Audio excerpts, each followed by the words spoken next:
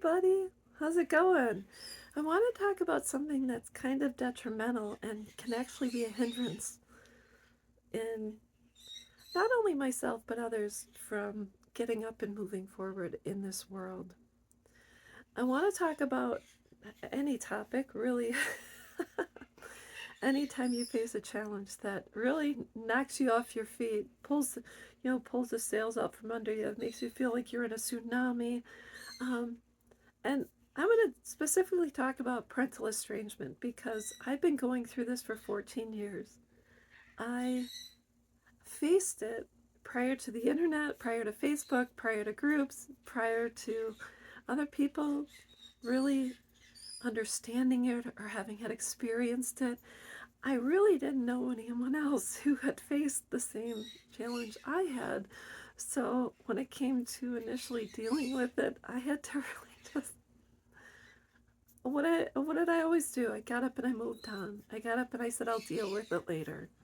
And along the way, I found different ways to cope, and some were healthy and some were not. And then I finally came around and I said, my daughters are individuals. If they choose to break free, they have that right. It is my job now to take care of myself. I am now getting a do-over. And so I did. I got back up. I went to therapy. I surrounded myself with new people. I took up hobbies. I created a new life. And eventually, 10 years after the estrangement began, I met someone. And now I'm married and I have a whole new life. But I want to talk about something that probably would have stifled me years ago had this been available. I think it's a double-edged sword. When you find a group on Facebook for estranged parents, estranged grandparents, or anything along those lines, you join the group, and I truly feel sometimes it can cause you to cease and stop progressing and dealing with your loss, your grief, your sadness. Because you'll say, well, my daughter's left and XYZ, and then 100 other people will chime in, yeah, my daughter left too, and then someone else will say something that their adult son or daughter did, and you'll say, oh, that happened to me too. So it kind of keeps you on the merry-go-round of estrangement.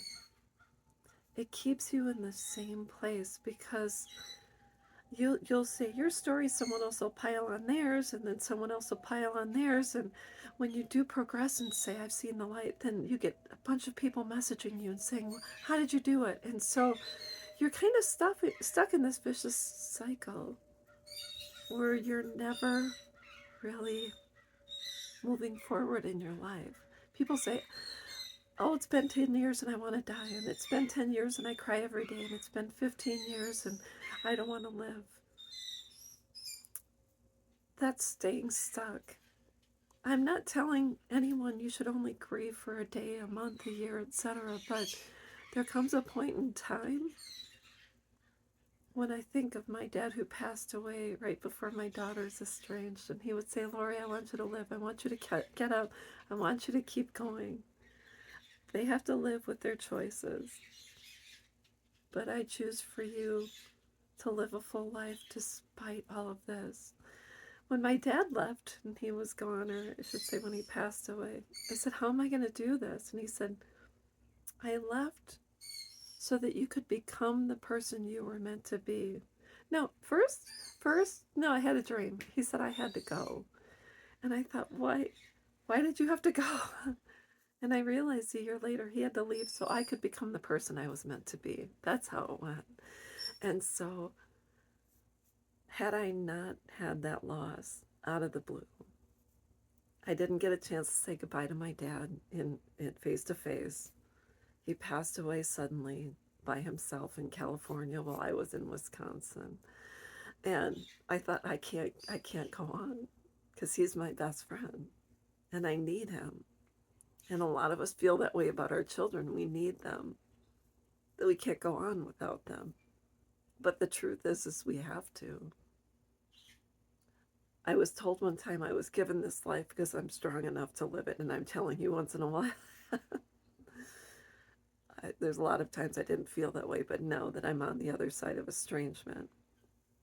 And I actually smile every day, and I'm grateful for my life. I just had to do the hard work. There is no magic pill for this. But there is hope that you too can find joy post estrangement or post loss. So that's all I'm going to say. I hope this helps someone, and I'll be back.